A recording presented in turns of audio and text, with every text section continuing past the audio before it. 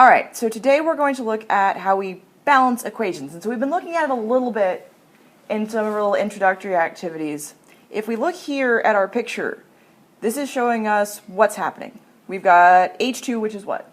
We've got two H's. We've got two H's, and we've got O2, which is? Two O's. And this is going to make us what? Two H's and one O. And what do we call H2O? Water. Water. But if we look at our picture down here, what do we notice has happened? We start off with our two H's, and we start off with our two O's, and we get two H's and one O. What happened to our other O? I don't know. I don't know. It went away. Do we think atoms can just go away? I would assume not. Yeah, because that was actually one of the things we still agree with on Dalton. He said that we have to keep all of our atoms. This, by the way, is our law of conservation of mass. Right, atoms cannot be created or destroyed. Right, so you've got it, whatever atoms you start with, you have to end up with. Here we're starting with two H's and two O's, and we only get one O. So this is a problem. Yes. So what do you think we need to do? I guess we probably need some more O's. We need some more H's. Well, yeah, we need some more O's, and then we'll probably need some more H's. So if we look here, what we can add to make it balanced so that we have the same number of atoms on each side are what's called coefficients. And you should know that word from algebra. Remember what coefficients were? Coefficients. All right. Big numbers. Big numbers. Those are our numbers in front. So anytime I like if I had 4x, that's a coefficient, or 4 is. All right. So if we look here, we've got H2, and O2 gives us H2O. What we want to do is take what's called an atom inventory. And an atom inventory, do you know what an inventory is? It's a list of everything you have. It's a list of everything we have, so it's really useful if we're trying to make sure we've got enough of everything on both sides. They have an atom inventory. And when I teach this, I always tell my kids to wrap. So what do we call the left-hand side of our reaction? The reactants. And the right-hand side is our products. And so down the middle, we're going to list our atoms. Atoms. All right, so what atoms do we have on the reactant side? I have H's. Okay, and we have O's. Do I have any other atoms on my product side that I didn't have on my reactant side? Nope. Should I? No. No, because they can't change. All right, so how many H's do I have on my reactant side? 2. How many O's do I have? 2. Product side, how many H's do I have? 2. Oxygens? 1. 1. All right, so what do we say doesn't match? O's. O's. So now, all I can add are coefficients, and those are big numbers in front. Big numbers in front. So how many H2O's do I need if I need 2 O's? Okay, well, if I need another O, I'm going to have to put 2 on it. Right, because we need a total of 2 O's. So if each has 1, 2 H2O's gives us 2 O's. But what does that do to our H's? Okay, well, now I would have 4 H's, though, right? Because it's like math. Mm-hmm. Where 2 times 2 is 4. There you go. So now, this is our product side. What's wrong now? Okay, well, now I don't have enough H's on the reactant side. But how can I fix that? Well, we could put a 2 in front of the H2. And if I put a 2 in front of the H2, how many H's does that give me on my reactant 2 side? times 2 is 4. Does everything match? And now we match. We now have a balanced equation. Yay! All right. So let's look at another example.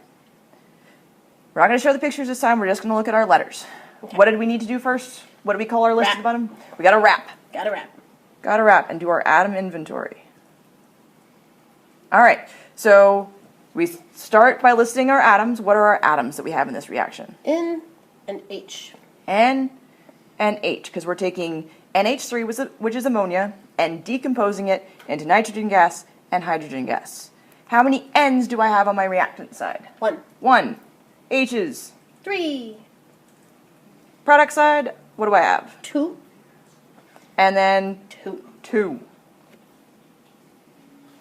All right. So what doesn't match? None of them. None of them match. What do we think is easier to fix? The N's. The N's. Because I've got 2 here and 1 here. And if I've got a 2 on the product side and a 1 on my reactant side, what do I need on my reactant side? 2. 2. So if I now have two NH3s, how many N's does that give me? 2. How many H's does that give me? Well, I got a 2 in front, but H has a 3, so I'm multiplying, and that's 6. That's going to be 6. Okay? So now my N's are okay, but Yeah. my H's aren't. So what do I need to do with my H's?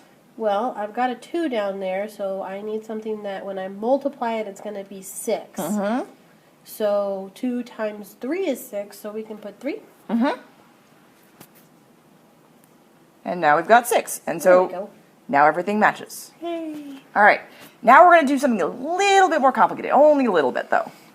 So here I have AgNO3. What did we call NO3? That's a polyatomic. It's a polyatomic ion. And we're adding that to copper. And we're getting copper with our polyatomic ion. That's nitrate, by the way. And silver. The nice thing is, did anything happen to my NO3? It's still NO3 on both sides. It's still NO3 on both sides. If you have a polyatomic that stays the same on both sides, you can actually treat it like one atom. And it'll make your life way easier. Yeah. All right. So what do we need to do first? Wrap. We got to wrap. We would wrap for you. It would be bad. All right. So we're going to wrap. All right. So our first atom is Ag. Ag. And then we said NO3 could just be an atom. 1, yes. So we're going to treat that like one atom. And then what's the only other atom we've got? Cu. Cu. All right. So how many Ags do I have? 1. How many NO3s do I have? 1. 1. But there's a 3 there. But that's part of the polyatomic. It's part of the polyatomic. Do not tell me you've got 3 NO3s. So that's 1. All right. And how many coppers do I have? 1. All right. On my product side, how many Ags do I have? 1. How many NO3s do I have? That one has got a 2 outside. That one's got a 2 outside the parentheses. So I've got 2 of all of that together. And then how many coppers do I have? 1. 1. All right. So what doesn't match? The NO3s. The NO3s. And so what do I need to do? Which side do I need to fix? The reactant. The reactant. And what do I need to add to my reactant side? I need 2. We need 2 what? NO3s. NO3s, so I got to put 2 in front of my AgNO3. Do not try to change parts within it. The whole thing has to change. Yeah, I can't stick it just in the middle, right? It's got to go in front of everything. Right. Okay. All right. So we've got 2 NO3s, but what else have we changed? Well, change the Ag. Change the Ag. So how many Ags do I have 2. now? 2. And so if I've got 2 Ags, So I got to put 2 on the other side, on the yeah, product side. put 2 on the other side. So does everything match now? Now it matches. Now it all matches. That's how we balance if we've got polyatomic. See, they don't make anything any scarier, do they? Nah. No. All right.